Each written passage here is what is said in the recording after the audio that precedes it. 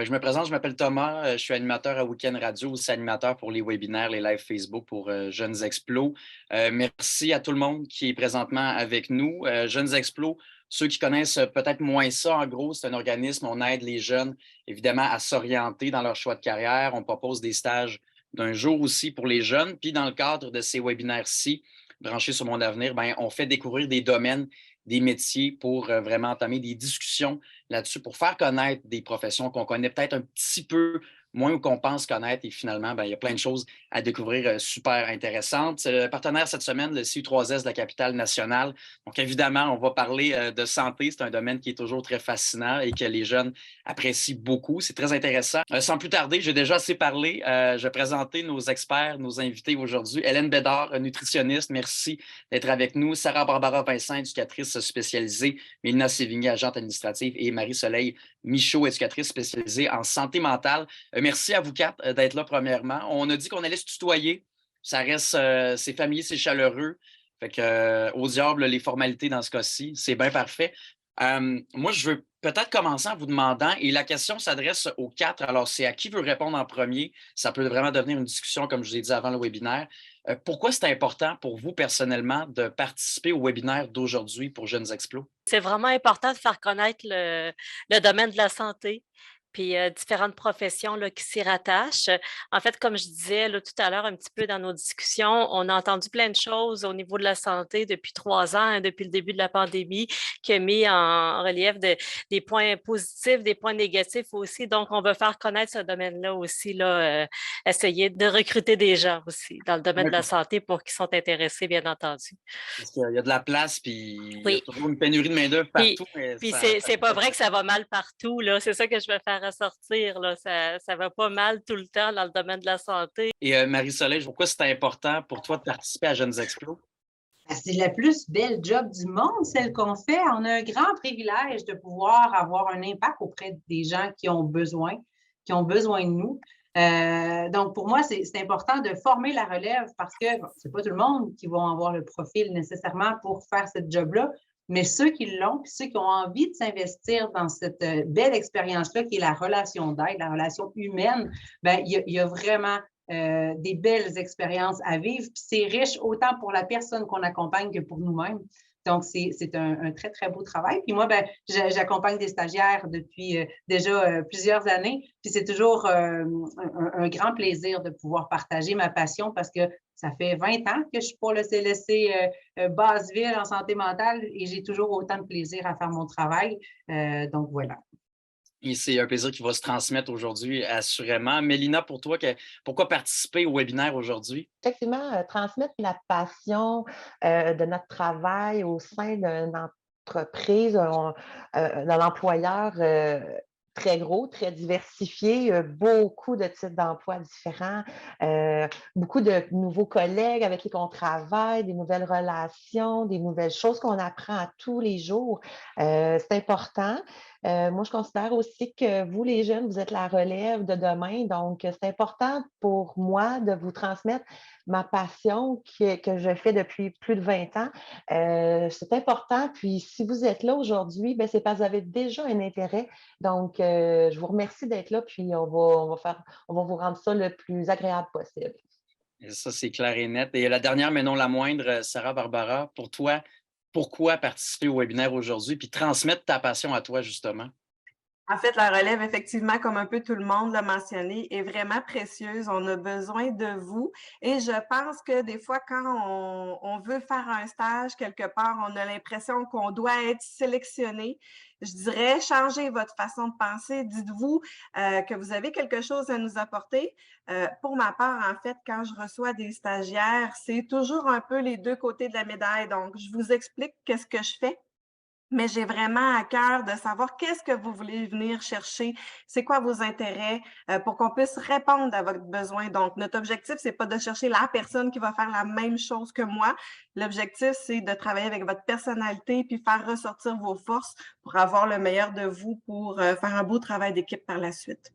Moi, j'aimerais savoir parce que, bon, vous avez des professions qui sont différentes ou qui ont des différences, mais vous êtes dans le domaine de la santé, les quatre. Moi, je veux savoir, à tour de rôle, cette fois-ci, peut-être en commençant par Mélina, ou en fait n'importe qui veut commencer, peut-être mentionner dans vos mots, pas vraiment la définition de dictionnaire, là, mais un peu plus dans vos mots, c'est quoi votre emploi, puis une journée typique dans votre job, c'est quoi? Peut-être, Mélina, tu hoches la tête, est-ce que tu veux commencer? Oui, bien sûr. Alors, moi, je suis agente administrative, classe 1, en fait, secrétaire, hein, on peut le dire comme ça. Moi, ça fait 16 ans que je suis dans le réseau de la santé, mais j'ai travaillé auparavant dans le privé, donc ça fait environ une vingtaine d'années que je fais du secrétariat. Une journée typique pour moi dans le réseau de la santé, je m'occupe beaucoup de la boîte courriel formation générique qu'on a. Donc, tous les courriels qui rentrent, c'est moi qui vais les disperser dans mon équipe qui va pouvoir répondre à ce type de questions-là. Je vais avoir aussi tout ce qui s'appelle les lettres des tableaux Excel, des lettres Word, du PowerPoint. Pour les jeunes, peut-être aussi voyons, comment ils appellent ça, dans du prédit un peu, c'est l'espèce de PowerPoint sur Internet. Le Team, le OneNote, tout ça, je travaille avec ça tous les jours avec ma gestionnaire et bien sûr, toute une équipe de professionnels avec moi qui sont des techniciennes en administration, des agents de gestion du personnel, puis tout autre employé aussi. Ça se peut que mes collègues, eux autres, des fois, ils peuvent envoyer un courriel que c'est moi qui vais avoir traité ou dispatché sans savoir que c'est eux ou elles, là, bien sûr. Donc voilà, puis c'est bien sûr aussi d'aider mes collègues aussi dans la résolution de situations qu'ils peuvent vivre dans leur travail, soit comme j'ai dit un petit peu précédemment avec les logiciels là, Word, Excel, mais des fois aussi ça peut être de composer ou de reformuler des paragraphes, des phrases, des choses comme ça. C'est vraiment tout ce qui est secrétariat là, dans une journée vraiment typique là, de secrétariat. Voilà, en gros, ça ressemble à ça, mais il va me revenir un peu d'autres choses en écoutant mes collègues, bien sûr, parler. Là. C'est un peu moi qui Oui, casse la glace. parce exactement, dans le domaine de la santé, je veux dire, il y a une multitude de professions qu'on peut exercer, mais il y a des choses quand même qui se ressemblent. Marie-Soleil, je ne sais pas si toi, il y a des tâches que Mélina fait que tu fais aussi, mais tu es éducatrice spécialisée en santé mentale. Dans tes mots à toi, c'est quoi? Puis une journée dans ta job, ça ressemble à quoi?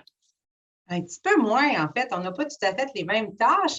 Là où on va peut-être avoir des similitudes, c'est avec Sarah Barbara, mais même à ça, compte tenu que l'éducateur spécialisé peut travailler avec différentes clientèles, ben notre réalité est très, très différente. Moi, je suis au niveau des équipes adultes santé mentale, donc je vais m'adresser aux gens qui ont des troubles anxieux, des troubles de l'humeur et des troubles de personnalité. Ce qui fait que ça fait. Tantôt, Mélina, tu disais qu'il n'y a pas beaucoup de routine dans notre travail, c'est diversifié, on voit plein de personnes différentes. Bien, on accueille les gens avec leurs besoins respectifs. Donc, ça peut être très, très différent d'une personne à l'autre, d'une journée à l'autre. Il y a des rencontres que je vais faire avec les gens dans mon bureau. Je dirais la majorité des rencontres se font dans mon bureau. Maintenant, je peux aussi aller à domicile pour, entre autres, accompagner quelqu'un qui aurait un trouble d'accumulation compulsive.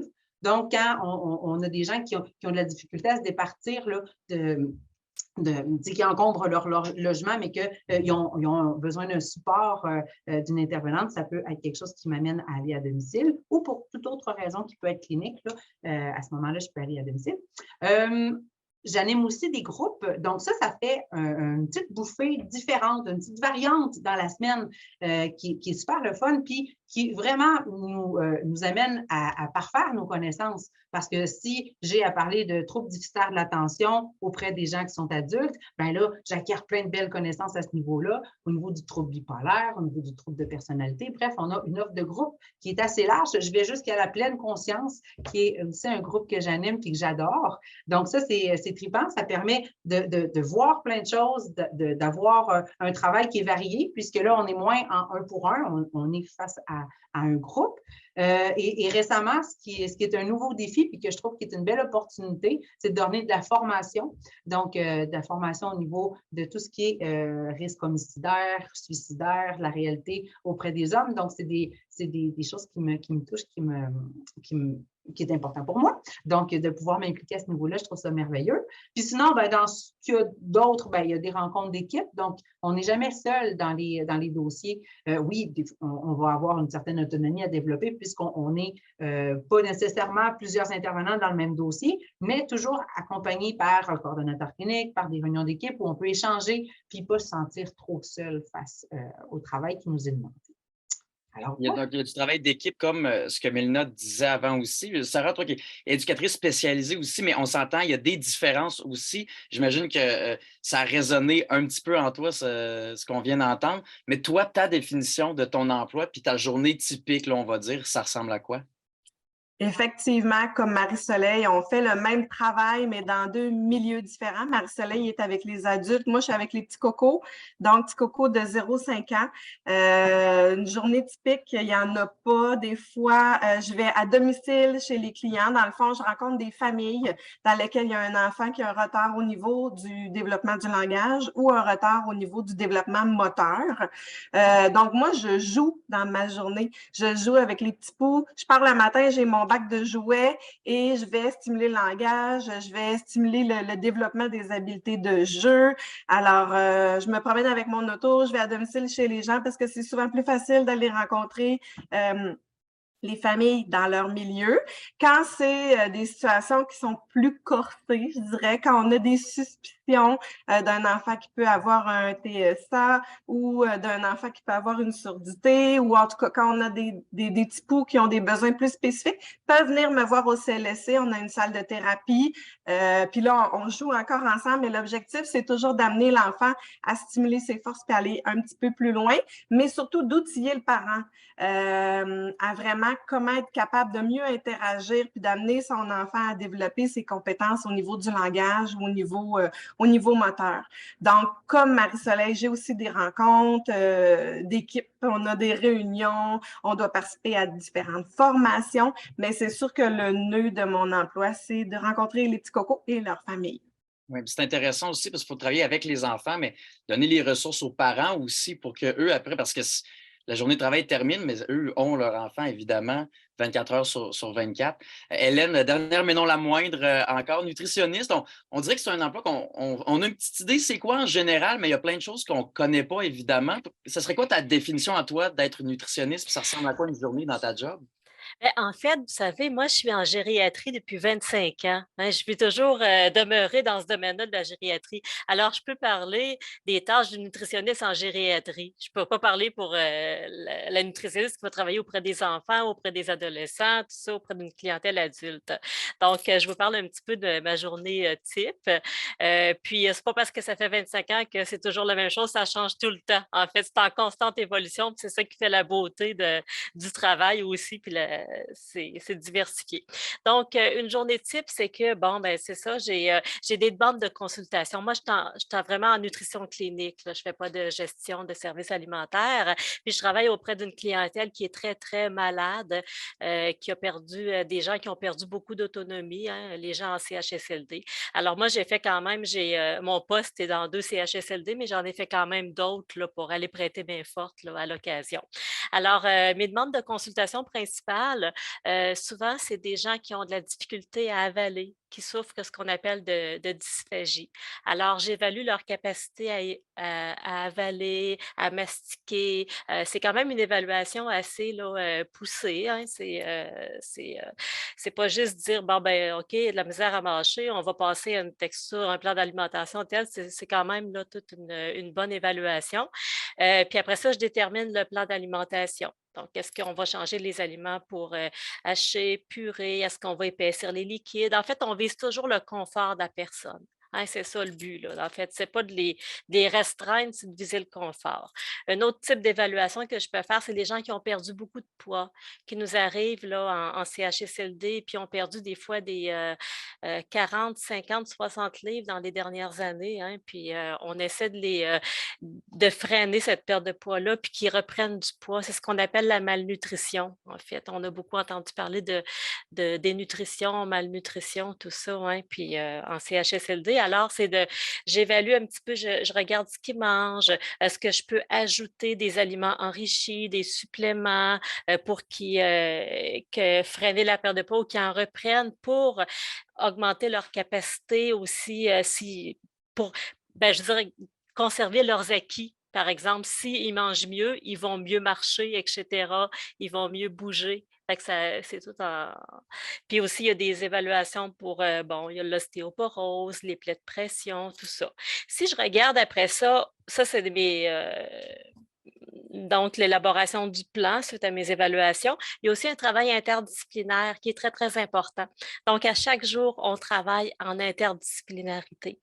Alors, même de façon pas formelle, on se parle souvent des conversations de corridor avec les médecins, pharmaciens, tout ça, mais de façon formelle, 3 après-midi par semaine, on a des réunions d'équipe. Alors, j'ai une réunion avec ergothérapeute, physiothérapeute, travailleur social, médecins, pharmaciens, familles aussi qui sont présents à la réunion. Donc, on parle d'un résident particulier, c'est quoi les objectifs, qu'est-ce que cette personne-là, qu'est-ce qu'elle veut, je dirais, l'objectif qu'on a, par exemple, dans chacune de nos professions pour cette personne-là. Puis, puis on invite la famille à ces réunions-là. Ouais. Donc, ça, Encore une fois, il y a de la relation d'aide aussi, il puisque y a je beaucoup de remarque, relations d'aide. ouais, Oui, c'est ce que ça. je remarque, c'est que vous travaillez, je dirais, avec les personnes plus âgées, les Oui, enfants. Tu sais, dans le domaine de la santé, on peut travailler avec absolument toute personne, avec n'importe qui. Moi, c'est j'aimerais ça. savoir aussi, c'est sûr que c'est dans votre domaine particulier, peut-être Marie-Soleil, en commençant, niveau études, niveau formation, évidemment pas parler pour tout le monde du domaine de la santé, mais vous, personnellement, ça ressemble à quoi vos études, votre formation pour faire votre emploi? Puis comment vous aviez trouvé ça, je ne veux pas dire à l'époque, là, mais lors de vos études? Oui, ben en fait, c'est drôle, hein? Moi, je voulais être une psychologue quand j'étais plus jeune, mais je voulais une psychologue de proximité. Je voulais comme pas qu'il y ait de bureau entre moi et le client. Je voulais être assis avec, de pouvoir être dans son milieu, de pouvoir être plus proche. Donc, j'ai été chanceuse, en fait, hein, en secondaire 5, d'avoir piffé sur le métier qui était vraiment celui que je voulais faire. J'aurais pu faire un mauvais choix, mais non, finalement, ça a été vraiment le bon choix pour moi, puis ça correspondait vraiment à ce que je souhaitais faire. Donc, j'avais envie de pouvoir, tu sais, dans les tests qu'on fait là, de social, altruiste, artiste, tout ça, là, ben moi, c'est sûr que l'altruisme me sortait très, très fort, le côté social. J'avais envie d'aider les gens. J'aime l'être humain. Donc, on m'a orientée vers la technique en éducation spécialisée. Donc, c'est une technique, elle se donne au Collège Mérici ainsi qu'au Collège Sainte-Foy. Au cégep de Sainte-Foy, c'est-à-dire. Donc, voilà, moi, je l'ai faite à Sainte-Foy. C'est une formation de 3 ans. Et c'est ça, selon le milieu où on se dirige, bien, après ça, on a l'opportunité d'aller parfaire nos connaissances, d'avoir des formations, d'avoir... oui, puis effectivement, il y a 3 stages dans la formation du côté de Sainte-Foy. Donc, de pouvoir effectivement aller tester, dire, tu sais, moi, je le sais que, tu sais, je regarde Sarah Barbara qui est super bonne avec les enfants, ben moi, j'ai moins le profil. Je viens avec les adultes, puis je présume que, tu sais, c'est ça, on peut préciser un peu là, nos intérêts, les clientèles avec lesquelles on a le goût de travailler. Puis il y en a vraiment beaucoup. Puis tantôt, Hélène parlait de personnes âgées, ben, c'est aussi une clientèle avec laquelle l'éducateur spécialisé peut travailler, avec la déficience intellectuelle, la déficience physique, la santé mentale, l'exclusion sociale. Bref, ça ratisse très, très large, ce beau domaine-là. Donc, avec la technique, habituellement, ça ouvre plusieurs portes. Puis dans notre beau CIUS, ben, on prend des éducateurs dans pas mal de programmes. Là. Il y a très peu d'endroits où il n'y en a pas. Donc, c'est une formation qui permet d'ouvrir des portes puis d'avoir accès à plein d'emplois super intéressants. Il y a de la place. Sarah, est-ce que tes études, ta formation à toi ressemble un peu à ce que Marie-Soleil a dit ou comment tu as trouvé tes études, ta formation à toi? Moi, j'ai été un peu hétéroclite. J'ai fait un cégep en arts et lettres. Donc, j'ai toujours été une artiste. Moi, j'étais une ballerine quand j'étais jeune. Mon premier travail a été d'enseigner le ballet classique. Ensuite, je suis allée faire un bac en arts à l'université. Fait que vous voyez que j'ai finalement bifurqué vers l'éducation spécialisée après avoir tout ça. Ça m'a pris du temps à le trouver. Mon objectif, je suis en train vraiment de l'atteindre avec les petits poux, c'était vraiment de collaborer avec eux puis d'essayer de leur enseigner à aller un peu plus loin par le jeu, comme quand j'étais professeure de ballet classique. Fait que, tu sais, je me retrouve un peu là-dedans. Mais effectivement, moi, j'ai fait mon DEC au Collège Mérici. Comme j'avais déjà un bac et un DEC, c'est sûr que j'ai pu faire le cours qui est en accéléré sur 2 ans intensifs. Fait que j'ai vraiment sauvé du temps. ce qui est trippant, c'est dans les expériences de stage. On se dit toujours, ben moi, j'avais la philosophie de me dire, je vais aller faire le pire stage, celui-là que je suis sûre qu'il ne me tentera pas, avec la clientèle que j'aimerais pas. Fait que premièrement, moi, je suis allée dans une maison des jeunes parce que je me disais, les ados, ils me tapent ses nerfs, ils sont tout le temps en train de chialer, c'est des larves sur leur divan et je parle à une gang d'ados, hein? Je me suis vraiment plantée, en fait. C'était pas du tout ça que je pensais. J'ai adoré, j'ai trippé avec eux autres tellement que finalement, j'ai été engagée pendant 5 ans à la Maison des jeunes en même temps que je faisais mes études. Puis par la suite, finalement, après, je me suis retrouvée à l'équipe à Marie-Soleil comme stagiaire en santé mentale parce que je me disais, le monde qui a des problèmes de santé mentale sont poches, ça va tout le temps mal dans leur vie, c'est compliqué. Puis finalement, là aussi, j'ai trippé avec eux, puis je les ai trouvés adorables, super attachants. Fait que tout ça pour vous dire que quand on est fait pour ça, un peu comme Marie-Soleil disait, je pense qu'on trouve notre bonheur, puis le but premier, c'est d'aider. Mais effectivement, c'est pas compliqué. Éducation spécialisée, un DEC, Collège Merci ou Cégep de Sainte-Foy. Mais note aussi peut-être comme agente administrative, tes études ont ressemblé à quoi? Puis comment ça s'est passé pour toi? Bien sûr, moi, en fait, je dirais que je pense que j'ai toujours su que c'était ça que je voulais faire comme travail, d'être la secrétaire. Là. J'ai toujours aimé ça, le bureau, tu sais, le téléphone, aider, travailler pour quelqu'un. J'aimais ça, je jouais à ça quand j'étais jeune. Donc, je pense que j'ai toujours senti que j'avais une force dans ce domaine-là. Donc, moi, j'avais commencé une technique bureautique au Cégep Garneau. Mais j'étais un petit peu jeune à l'époque, donc j'ai bifurqué vers les sciences humaines pour finalement complètement arrêter le cégep, malheureusement. Je dis malheureusement parce qu'un peu plus tard, dans ce que je vais vous raconter, vous allez comprendre pourquoi que je dis ça. Donc, après avoir travaillé 2 ans, avoir arrêté le cégep, travaillé 2 ans sur le marché du travail avec un petit salaire précaire, là, une petite jobine, là, à payer une petite pension chez mes parents, je me suis dit, c'est pas vrai que je vais faire ça toute ma vie. Donc, j'ai fait le choix de retourner aux études. Et cette fois-ci, j'ai fait un DEP en secrétariat. Je me suis dit, je vais être plus concentrée dans les tâches comme telles que de faire des cours d'éducation physique, philo, etc. Ce qui m'a amené à toujours travailler mon diplôme d'études professionnelles en fait, tu sais, j'ai pas eu besoin de faire un DEC, autrement dit. Il a toujours été parfait d'avoir fait le DEP, de me maintenir à jour, bien sûr, dans toutes mes connaissances, faire les petites formations si nécessaire. Puis, dernièrement, j'ai décidé d'aller chercher en reconnaissance des acquis mon AEC, dans le fond, j'avais commencé à faire un DEC, puis finalement, j'ai décidé de raccourcir le temps, puis j'ai fait un AEC, c'est vraiment juste pour ça. Donc, moi, qu'en tant que secrétaire ou agente administrative, je privilégie pour vous, les jeunes, si vous avez la chance de vous orienter directement vers le DEC, c'est l'idéal. Un DEP, c'est parfait aussi. Je vous dirais, il n'y a pas de saut diplôme, là, on va dire ça comme ça. Non, exactement. Puis tous les diplômes Oui, peuvent mener à ça. Des fois, c'est un DEX. Sarah Danto qui dit que justement, on peut bifurquer vers oui. autre chose puis revenir. Hélène, toi qui es nutritionniste, bon, pour les personnes plus âgées, ta formation avant d'aller à la pause, ça ressemblait à quoi? C'est ça, j'ai fait un baccalauréat en nutrition. En fait, moi, déjà au secondaire, je m'intéressais beaucoup à la nutrition. Donc, ça a été toujours ça a été en ligne droite là, tout le temps. Là. Je m'intéresse beaucoup à la nutrition. Au cégep, j'ai fait mes sciences pures parce que je ne savais plus là, si je devais aller devenir nutritionniste ou un autre ergothérapeute. Tout ça, finalement, ça s'est orienté vraiment vers la nutrition. Alors, j'ai fait mon baccalauréat. Puis, étant donné que dans le cadre de mon baccalauréat, je veux dire, pendant mes vacances d'été, j'ai travaillé dans des résidences pour personnes âgées. Bien là, je me suis orientée plus vers la nutrition, mes relations d'aide envers les personnes âgées.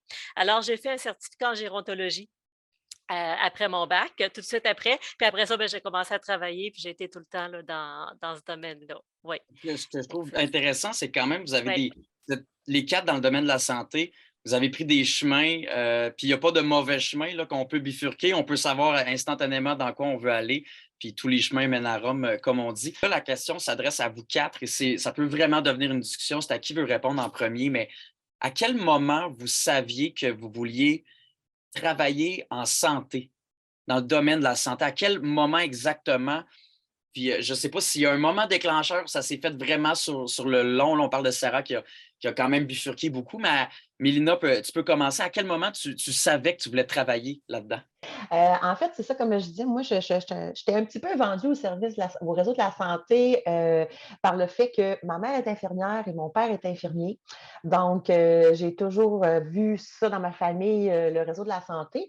Et il y a eu de la disponibilité. Ben, je me suis essayée, on va dire ça comme ça, à l'époque, là, à Robert Giffard, à l'époque, j'ai tenté de mon inscription, là, comme futur employé. Et j'ai passé tous les tests de qualification comme n'importe quel autre emploi, les entrevues comme n'importe quel autre emploi. C'est pas parce que mon père aurait travaillé là ou que ma mère aurait travaillé là qu'ils m'ont pris. Là, c'est vraiment par mes connaissances et puis mes capacités, puis par mon profil, là, en fait. Donc voilà, mais j'ai toujours, à cause de chez nous, mes parents, j'ai toujours eu la santé à cœur. C'est quelque chose qui me touche beaucoup. Puis quand j'ai vu avec la pandémie cette année, tu sais, comme on manifestait que ça avait été un petit peu échaudé, ça me faisait quelque chose à chaque fois. Ben, je me disais, Caroline, si vous saviez à quel point c'est tellement un beau milieu, mais effectivement, on manque de gens, c'est juste triste. Fait que donc, voilà, je l'ai de tatouer dans le cœur, dans le fond. Voilà. Dans la culture familiale, Oui, finalement, c'est exactement. quand même beau. Ça. Hélène, pour toi, est-ce que c'est un peu la même chose? Je ne sais pas si tes parents faisaient ou font ça dans la vie. Comment ça s'est déroulé, toi, l'espèce d'éclair de génie de je m'en vais en santé? Écoute, moi, je suis la seule dans ma famille dans le domaine de la santé. Donc, c'est ça, mes parents n'étaient pas dans le domaine de la santé, mes frères sont dans l'ingénierie, alors c'est pas du tout là, familial. En fait, je pense que c'est mes emplois étudiants, hein. Puis je m'intéressais c'est ça, on mangeait bien chez moi. Bon, d'abord, la nutrition, c'était important. Fait que déjà là, donc ça m'a vraiment intéressée, la nutrition, tout ça. Puis c'est ça, avec mes emplois étudiants, je pense que je voulais développer, c'était au niveau de la relation d'aide là, que c'était vraiment, je voulais m'orienter vers ça. Alors, combiner nutrition, relation d'aide, ben, c'était pas mal la profession de nutritionniste. Oui. L'appel en toi J'ai d'aller aider les gens quand même. Sarah, toi qui a bifurqué beaucoup, là, qui a été plus dans un domaine artistique et qui est revenu, qui a fait des essais, ce qui est parfait aussi. C'est à quel moment tu t'es dit, non, là, je revire mon bateau, là, puis je veux aller en santé. Est-ce que tu te rappelles de ce moment-là? Oui, en fait, on va se le dire, les horaires en maison de jeunes, c'est les soirs et les fins de semaine. Fait que c'est bien beau être en congé tous les jours de la semaine, puis trouver ça trippant, mais quand tu veux fonder une famille et avoir des enfants, c'est pas nécessairement un horaire qui est idéal. Donc, à un moment donné, moi, j'ai voulu avancer puis me dire, ben, je veux un horaire qui est plus régulier. Fait que c'est sûr qu'au CIUS de la capitale, il y a différents types d'horaires, mais en général, les éducateurs, on travaille encore comme de 8 à 4 du lundi au vendredi.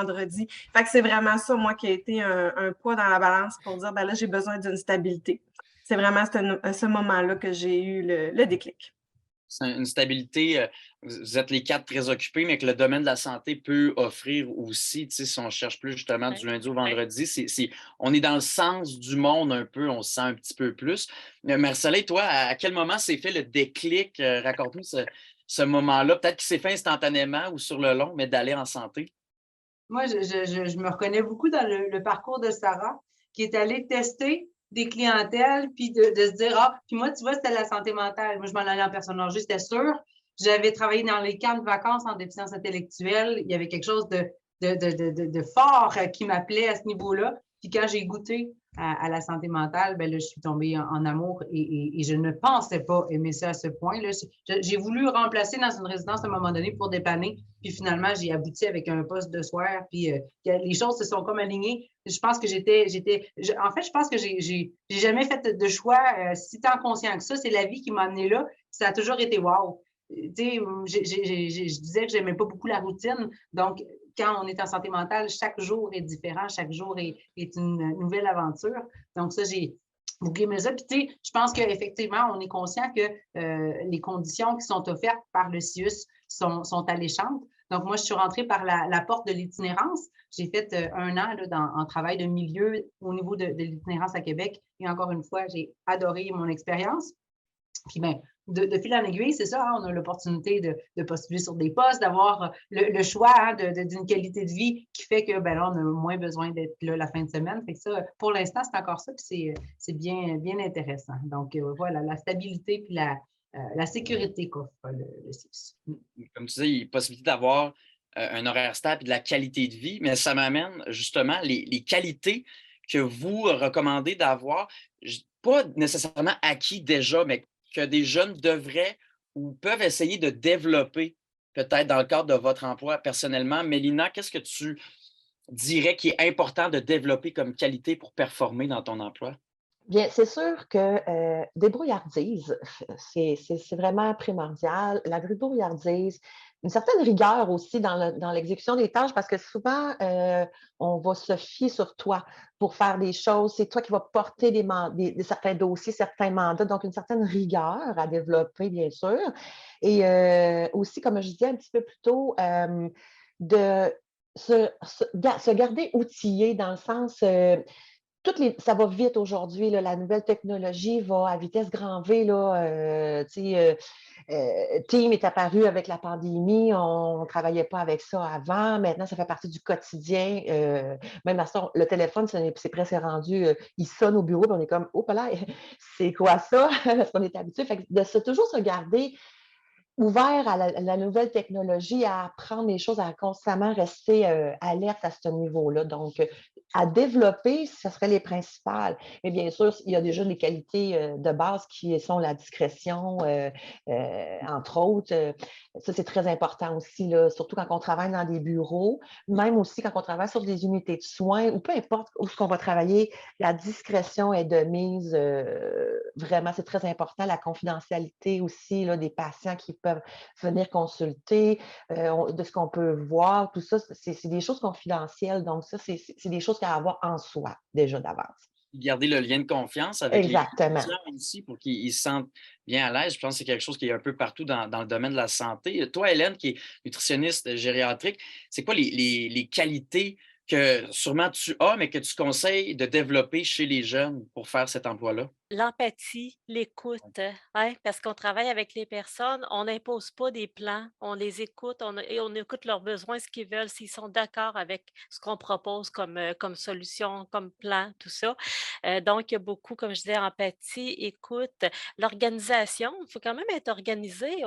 Il y a des demandes de consultation, ça pleut, là, hein, il faut savoir prioriser les demandes, les faire, mais les prioriser aussi, savoir bien organiser nos journées pour que ça soit productif, efficace, hein, c'est ça. Puis, il y avait aussi là, la nutrition, puis bien des domaines en santé. Les domaines en santé, c'est en constante évolution. Là. C'est comme la nutrition, c'est une science en évolution. Hein, fait qu'il faut toujours se tenir à jour. Hein. C'est super important de ne pas fonctionner en silo, mais de se tenir à jour, de faire de la formation. Ça pas nécessairement en gériatrie, en toutes les. C'est ça. Puis, c'est ça, ouais, se tenir à jour. Puis aussi, au lieu de travailler seul en silo, des fois, c'est le fun d'échanger avec d'autres membres de notre profession. Oui, il y a beaucoup C'est ça, l'entre-gens, en fait, d'avoir l'entre-gens, l'écoute, l'empathie et bien s'organiser. Oui, mais ça faisait référence à ce que Mélina disait aussi de la structure, c'est important, mais c'est de la relation d'aide. Donc, allier les deux avec l'empathie. Marie-Soleil, Sarah, j'imagine que c'est des qualités évidemment que ça prend partout dans le domaine de la santé. Peut-être toi, Marie-Soleil, ce que tu détiens comme trait que tu conseilles aux jeunes de développer pour faire ton emploi, ce serait quoi?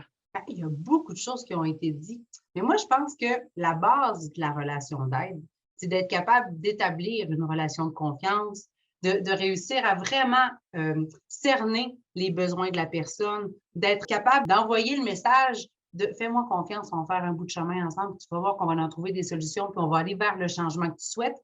Donc, pour ça, je pense qu'il y a beaucoup de choses qui ont été dites, hein, que ce soit de l'empathie, que ce soit un sens de l'altruisme, un côté social, de l'écoute. Donc, tu sais, en partant, là, c'est la relation qui guérit. C'est d'abord d'être en mesure d'être en relation avec un humain, de partir avec une ouverture, puis avec une capacité à partir de chaque humain est différent, donc de ses besoins à lui, puis de voir comment on peut travailler ensemble. Puis le travail qu'on fait, c'est un travail horizontal. Moi, je ne suis pas, OK, on va te dire ce que tu as à faire dans la vie pour que ça aille bien. Eh bien non, je suis ton égal, je suis là pour t'accompagner. Souvent, je donne l'image aux clients que c'est un peu comme si toi, tu as le volant du véhicule. On sait qu'on s'en va à Montréal. Moi, je suis celle qui a la carte à côté, comme dans le temps qu'il n'y avait pas de GPS. Là. Puis je te dis, OK, on passe par la 40, la 20 ou bien les petites rues. L'idée, c'est qu'on se donne ensemble un défi, on se donne ensemble un objectif. Maintenant, le comment, ben ça, c'est de convenir avec la personne, c'est d'être capable, justement, quand on revient aux qualités, hein, c'est d'être capable de tenir compte de ça, tenir compte des besoins de l'autre, d'être ouvert. Sarah, toi qui es éducatrice spécialisée avec les tipous, comme tu dirais, avec les jeunes, spécialement avec cette clientèle-là, qu'est-ce que tu conseilles de développer comme qualité? La créativité, c'est la clé, selon moi, en tant qu'éducatrice spécialisée. Mais on a beaucoup d'autonomie professionnelle aussi à avoir. Il y a plusieurs qui en ont déjà parlé. Tu sais, moi, je disais tantôt, je fais des thérapies au bureau, je vais à domicile chez les clients, mais beaucoup de temps, je suis chez moi en télétravail. Fait que ça, je pense que c'est une note qui est nouvelle dans les 2 dernières années qui s'est ajoutée. C'est super intéressant de pouvoir faire le travail hybride entre la maison et le bureau et le domicile des clients, mais c'est sûr que ça demande effectivement une rigueur professionnelle puis une implication.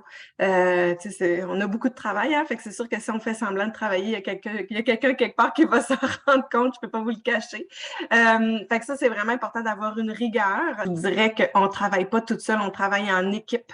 Donc, faut pas essayer de se dire qu'on va prendre la vie des gens sur nos épaules. Hein. On est là pour les accompagner. Tous leurs malheurs ne dépendent pas nécessairement de nous non plus. Donc, il faut être capable de garder une distance émotionnelle par rapport au vécu des clients parce que ça peut rapidement nous envahir.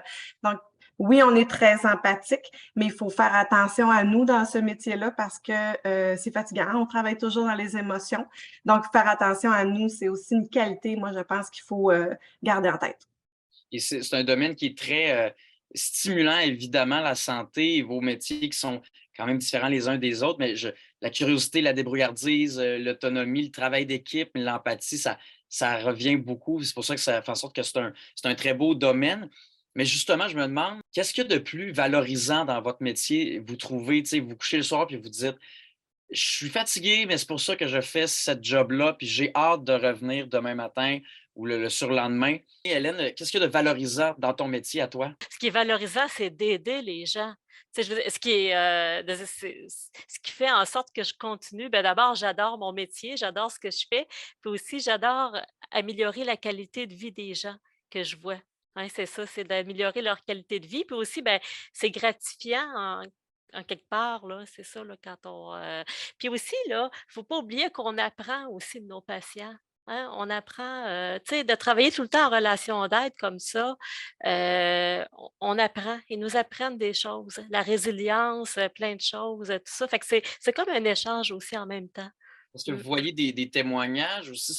Mais c'est un excellent point. Peut-être que à vous quatre, en fait, est-ce qu'il y a des moments où vous aviez, que ce soit Sarah avec les plus jeunes, moi, Hélène, une clientèle un peu plus Mmh. âgée, est-ce que vous vous rappelez des moments vraiment inspirants où vous vous êtes dit, mon Dieu, je suis fier de mon travail, mais je suis aussi fier de cette personne-là? Oui, Mélina? C'est ça, moi, ce que j'aime beaucoup dans mon travail, puis c'est de faire la différence. Je m'explique. Comparé à mes collègues qui travaillent auprès d'une clientèle, moi, ma clientèle, ce sont les employés, parce que je travaille au service du développement des compétences des employés du CIUS de la capitale nationale. Donc, ma clientèle, à moi, c'est les employés. Ce que j'aime quand je dis faire la différence, c'est d'offrir un bon service à la clientèle envers les employés, répondre à leurs questions sans qu'ils aient à se promener dans la maison des fous d'Astérix. Donc, souvent, je vais avoir des gens qui vont appeler au service d'information, mais ils ne sont pas nécessairement au bon endroit. Donc, au lieu de leur dire, ben, je ne sais pas c'est où, débrouillez-vous, ben, j'essaie de moi, j'ai le répertoire téléphonique, je peux avoir à la fois accès, faire une différence dans ce sens-là. Faire une différence auprès de mes collègues aussi, c'est-à-dire que ils sont dans un travail, des fois, puis comme on dit, des fois, on a le nez devant la feuille, puis on ne voit pas, on voit pas la forêt, l'arbre nous cache, hein, c'est l'expression. Donc, des fois, d'avoir un autre œil ou un petit coup de main différent ou une façon de leur ramener en discutant avec eux, des fois, ça leur ramène une nouvelle façon de faire. Donc, faire la différence à ce niveau-là aussi. Puis, faire la différence aussi avec ce que ma gestionnaire peut me demander comme tâche, bien, des fois, de faire une petite coche de plus. Ça me valorise moi, puis ça lui fait plaisir à elle. Donc, j'ai fait une différence à quelque part. Fait que voilà un peu ce que j'aime bien faire. C'est ce qui est valorisant aussi. D'une part, Marcelin, toi, est-ce que tu as un témoignage ou une expérience que tu as vécue ou qu'est-ce qu'il y a de valorisant vraiment dont tu te rappelles et que tu vis constamment dans ton emploi? Sur quoi j'ai souvent apporté mon attention, c'est de travailler avec des gens qui sont en crise. Donc, souvent, quand on est en crise, on peut avoir des symptômes dépressifs, on peut voir la vie peut-être d'une façon distorsionnée, on peut plus avoir envie de vivre. Donc, moi, c'est sûr que quand je suis un peu comme un marchand de lumière, quand je réussis avec la personne à remettre un petit peu de lumière dans sa vie, quand je réussis à faire une différence assez pour dire hey, j'ai émergé de la brume. Le dernier qui m'a dit ça, c'était ça. Là, j'ai l'impression que j'ai émergé de la brume, puis que là, je le vois, le chemin, puis qu'il y en a encore un devant moi, puis j'ai envie de vivre. Mais je pense qu'il n'y a pas plus beau travail au monde que celui-là de dire hey, j'ai amené du mieux-être dans la vie de quelqu'un qui ne voyait plus un avenir, qui ne voyait plus, avait perdu confiance en lui, en ses ressources. Donc, d'être capable de redonner justement l'envie de vivre à quelqu'un. Puis c'est pas tant moi qui le redonne, mais c'est d'ensemble trouver comment on peut faire pour se retourner vers la vie puis vers quelque chose de positif. Ben moi, c'est la plus belle gratification que je peux avoir. Encore là, c'est du travail d'équipe parce que la personne doit, j'imagine, s'aider elle-même, vous donner les outils et les ressources. C'est le propre de la relation d'aide même. Moi, j'aime toujours terminer en demandant, peut-être à tour de rôle, si vous aviez un conseil à donner à un jeune, une jeune qui veut travailler dans le domaine de la santé et sûrement aussi dans votre emploi à vous, ça serait quoi votre conseil? Peut-être en commençant par Sarah, toi, tu donnerais quel conseil pour travailler dans le domaine de la santé puis dans ton emploi à toi? Hey, c'est pas évident. Moi, je dirais, appelez-nous, venez nous voir. Souvent, on est super accueillants. Venez faire des stages chez nous. L'offre de stage est intéressante, est alléchante en général. Mais vraiment, dans le fond, c'est un milieu de travail où il y a plusieurs possibilités dans chacune des équipes, dans chacun des milieux de travail. Il y a beaucoup de possibilités. Fait que l'important, c'est juste de poser les bonnes questions puis d'aller voir de quoi ça a l'air parce que c'est vraiment un milieu où on peut trouver notre place facilement. D'entrer en contact, tu sais, de pas, ça fait référence à ce qu'on disait plus tôt, de ne pas attendre l'appel, tu sais, on peut faire les premiers gestes aussi. Hélène, toi, le conseil que tu donnerais pour travailler en santé, mais en nutrition, surtout dans ta clientèle, c'est lequel? Ben, je veux dire, le conseil que je donne aux jeunes qui veulent s'orienter, en fait, en santé, puis en nutrition ou n'importe quel autre métier de la santé, c'est d'aller faire justement, d'aller sur le terrain, d'aller faire un stage d'un jour, hein, comme ça reprend un petit peu ce qu'on disait avant. Là, c'est vraiment d'aller voir sur le terrain parce que oui, on présente des qualités qu'il faut avoir, tout ça, des intérêts, mais vraiment, là, venir faire un stage d'un jour, hein, je pense que c'est possible, hein. Moi, je suis ouverte à ça, là. S'il y en a qui veulent venir voir ce que je fais, il n'y a aucun problème. Ils passent une journée avec moi, puis ça va me faire plaisir, hein. Fait que c'est vraiment c'est là puis aussi dans différents domaines, mettons, ça peut être en nutrition avec les personnes âgées, en nutrition avec les enfants. Ils peuvent explorer, quelqu'un qui veut devenir nutritionniste peut explorer aller faire plusieurs stages en nutrition d'une journée chaque pour différentes clientèles aussi. Fait que c'est ça, ça permet de mieux s'orienter. Exactement. Puis un stage d'une journée, c'est pas grand-chose là, dans Non, une vie. Pour peut-être avoir la piqûre justement de ce c'est ça. domaine-là, de ce métier-là, tu sais. Puis c'est de l'observation, alors c'est pas demandant pour nous, on n'a pas à tout expliquer et tout enseigner. Ouais. Exactement. Mais Mélina, peut-être toi, si tu avais un conseil, l'agente administrative, c'est un domaine de la santé, mais qui est un peu différent, beaucoup dans la structure, dans la relation d'aide également, Oui. mais c'est dans l'organisation. As-tu un conseil pour un jeune ou une jeune qui veut faire ça ou travailler carrément en santé? Tout à fait. N'ayez pas peur de vous essayer de rentrer comme n'importe quel autre emploi, comme je vous ai déjà dit. Et le réseau de la santé, vous avez une multitude d'endroits différents en tant qu'agente administrative où vous pouvez travailler. C'est-à-dire, vous pouvez travailler comme moi à la formation, vous pouvez travailler aux ressources humaines en général, à la paye, à la logistique pour les achats, aux services techniques qui s'occupent de tous les immeubles, tout ça. Ils ont besoin d'agentes administratives dans tous les domaines dans le réseau de la santé. Je parle avec mes collègues Marie-Soleil et Sarah Barbara. elles aussi, dans leur unité ou service, ils ont des adjointes administratives ou des techniciennes en administration, là. Et elles en ont, elles aussi. Donc, il y a une multitude d'emplois possibles. Tout au long de sa carrière, vous n'êtes pas obligé d'être à un seul endroit. Vous pouvez vous promener, avoir de l'expérience diversifiée, rencontrer plein de gens. Donc, n'ayez pas peur, foncez. Puis, c'est un très bel emploi. Et Marie-Soleil, toi, ton conseil pour travailler en santé dans ton emploi, ce serait quoi? Bien, je pense que ça va dans le sens de s'exposer, d'aller challenger le est-ce que je suis bien avec des humains? Donc, peut-être du bénévolat, peut-être des expériences de travail. Tu sais, on entendait Sarah qui disait j'ai essayé la maison des jeunes, puis ça a levé. Moi, j'ai fait des camps de vacances pour les personnes déficientes intellectuelles, déficientes physiques. Tu sais, d'aller essayer de voir s'il y a quelque chose qui suscite l'intérêt.